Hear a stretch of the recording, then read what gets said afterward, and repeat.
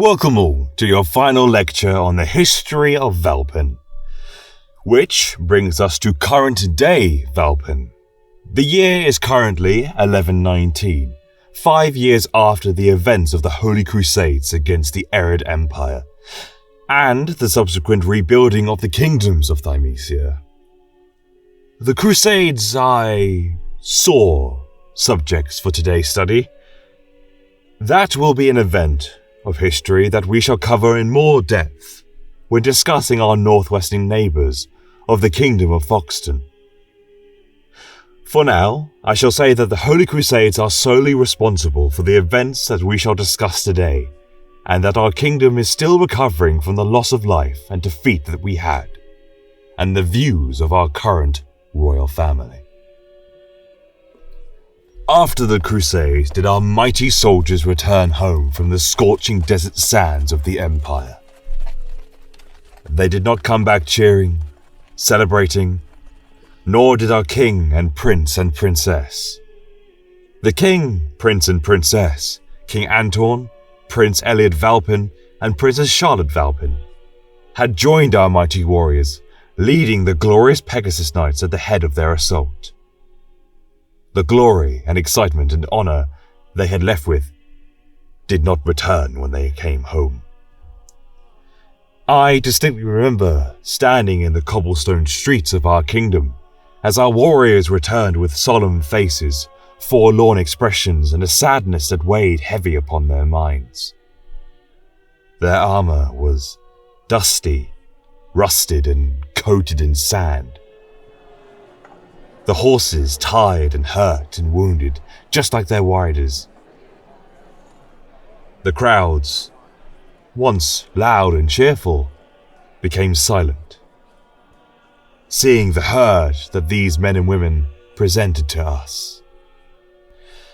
Princess Charlotte demounted from her ebony steed and embraced her mother, our queen, Queen Amy Valpen. The crowds gave a gentle applause, until the king spoke. His words were tired, rough, but they were straight to the point and still filled with a passion. My people, my friends and allies, my fellow comrades in arms, my valiant knights and my honourable Pegasus Knights, we have returned home. A large cheer followed this, and the king did smile, gazing around at his celebratory people, his wife rushing towards him in a tight embrace. The knights finally smiling too, a refreshing feeling for them, I am sure. The king hushed everyone again, speaking once more. In my absence, and in our time away, I have learnt much, discovered much, and seen almost too much. The Arid Empire and its folk are not to be seen as devils or demons, as you were told by the Church of the Divine, much like I was. I was blinded by faith and an unneeded hatred. They are like us, hearty, hard-working peoples that simply defended their homes. I know that we of Valpen were never religious, and we were simply roped into these horrifying crusades. So, for my first action and first decree, returning home, we are to sever all ties with Foxton. Ignore the Cathalgis de Exacticato and its Verbum Arcentalorum. We are no longer followers of their dogmatic views. We are Valpen. We are chivalry. We are honour. We are open to all. Human, half-elf, dwarf, gnome, halfling, Kaitonen, Kupreshi, Vosmanen, it does not matter to me. We are the neutral grounds once again. It felt like a breath of fresh air hitting all of our peoples at once as the king spoke these words with deep-seated passion. We once prided ourselves in inclusivity, but the religion of Thymesia prohibited it. It alienated the outside world and the rest of Icilion.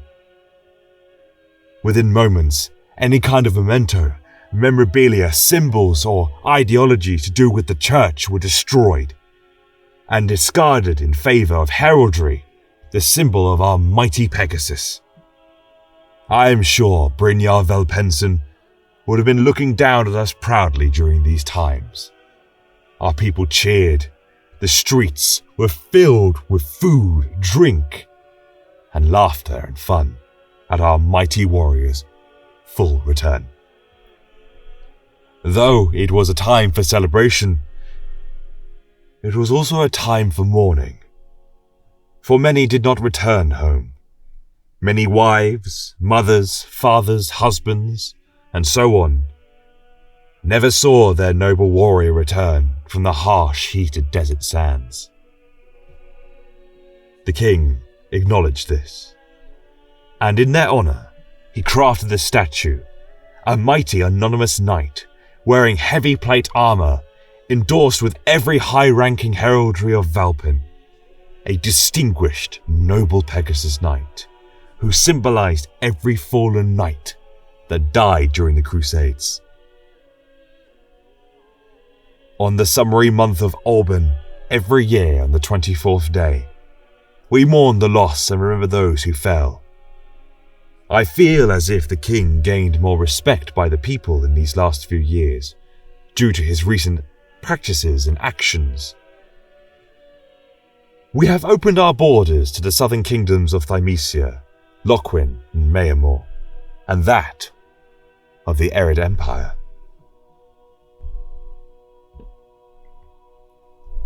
Trade routes between the desert seas and the vast oceans of Icilion have recently been opened, so that our kingdom can share resources to that with the Empire.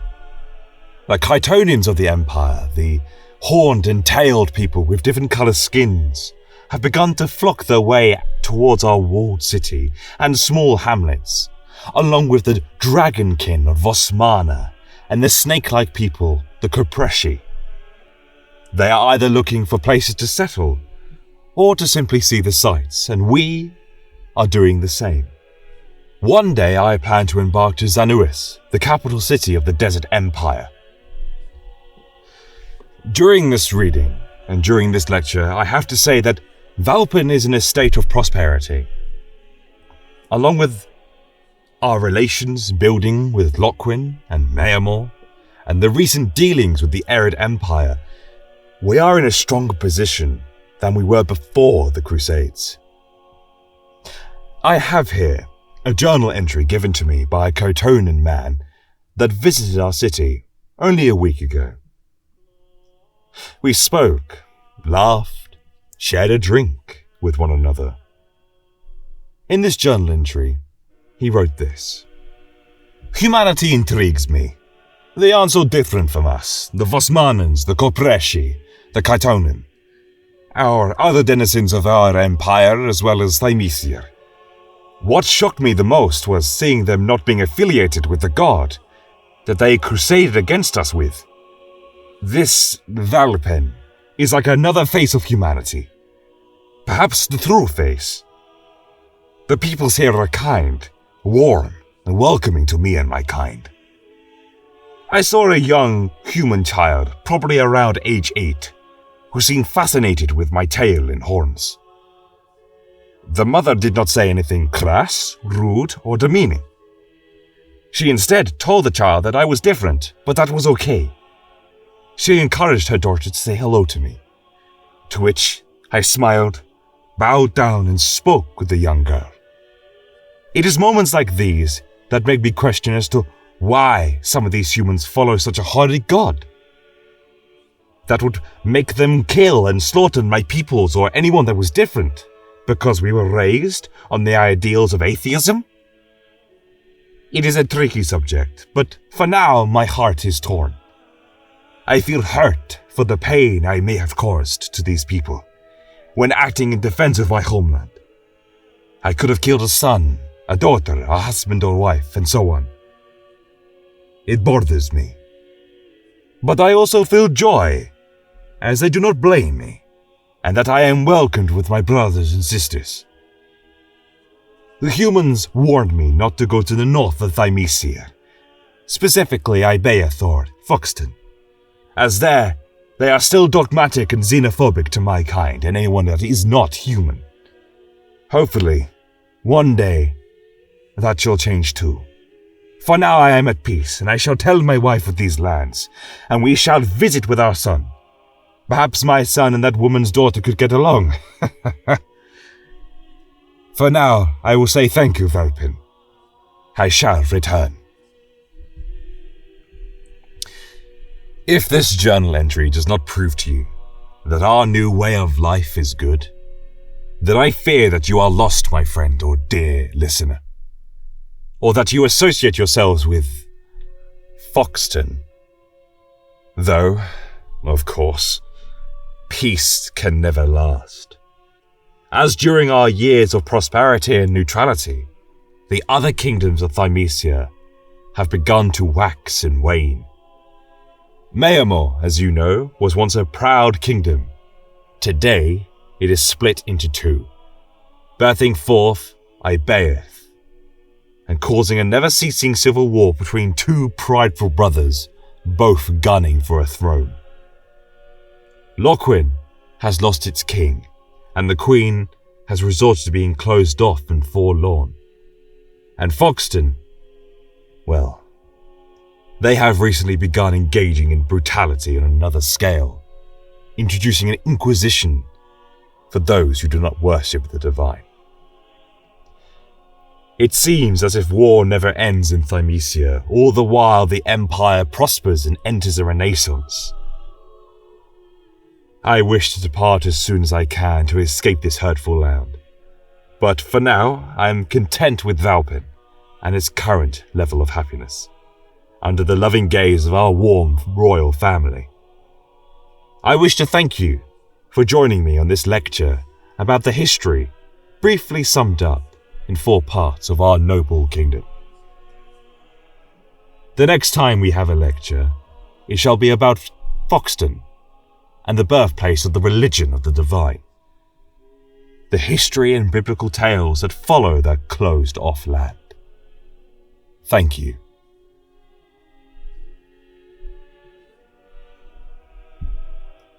Hello to all you lovely listeners. My name is Ryan Hawkins. I'm the author for the Tales of Old Icilion, and I want to say thank you so much. And if you've made it this far, thank you very much, as it really does help. If you wish to support this upcoming series and book series, please check out my various links in my link tree.